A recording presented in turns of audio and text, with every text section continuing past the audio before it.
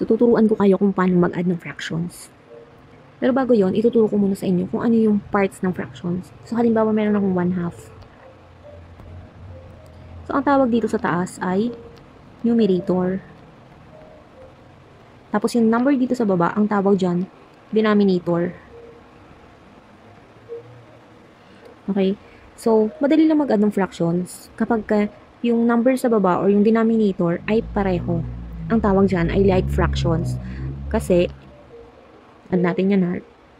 Halimbawa, 2/3 plus 1/3. Kokopyahin mo lang yung denominator sa baba. Tapos, pag-add mo na lang yung numerator sa taas, which is 2 plus 1 equals 3. So, ayan agad yung sagot. Add natin yung pangalawa. Kokopyahin lang natin yung 8, yung denominator. Pag-add natin yung numerator na 5 plus 2, which is 7. So, ayun agad yung sagot. Pero, paano kapag unlike fractions or yung magkaibang denominator?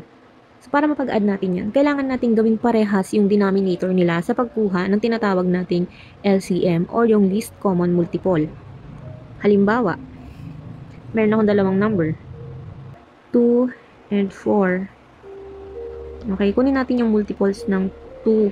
So, 2, 4, 6, 8, 10, 12, and so on. Multiples ng 4, 4, 8, 12, 16, 20, and so on. Nakuha na natin yung multiple. Kunin natin yung common. Yung common sa kanila ay 4, ano pa? 8, ano pa? 12. Okay, ang hinahanap is least, yung pinaka nasa kaliwa, which is 4. So, ang LCM ng 2 and 4 ay 4. Okay. So, meron tayong tinatawag naman sa fractions na LCD. So, ano yung LCD? Ito yung least common denominator. Ang least common denominator ay same sa least common multiple. Tinawag lang naman siyang least common denominator kasi yung pwesto niya is denominator or nasa baba siya ng fractions. Para mas magets nyo, kunin natin yung LCD nung number kanina. Yung dalawang number na pinoproblema natin, which is 2/3 and 3/4. Ano yung LCD ng 3? LCD, denominator, ng 3 at 4. So, kunin natin yung LCD ng 3 at 4. Ano yung multiples ng 3? 3, 6, 9, 12, 15, 18, 21, 24, and so on. Yung 4, 4, 8, 12, 16, 20, 24, and so on. Ano yung common sa kanila? So, meron tayong 12, meron tayong 24. Ano yung least? Yung pinaka nasa left. Ito yung 12.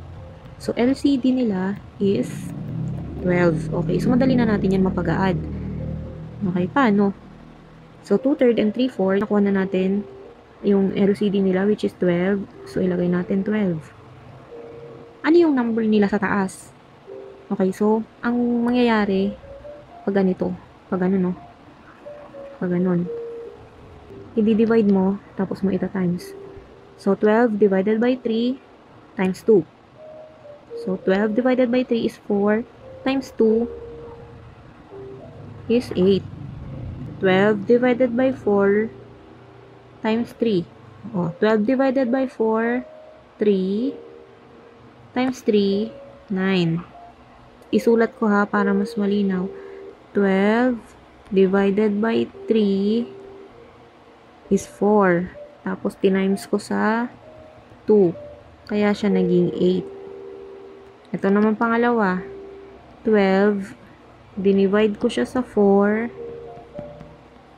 Ang sagot ay 3. Tinimes ko siya sa 3. Kaya naging sagot ay 9. So, 9/12.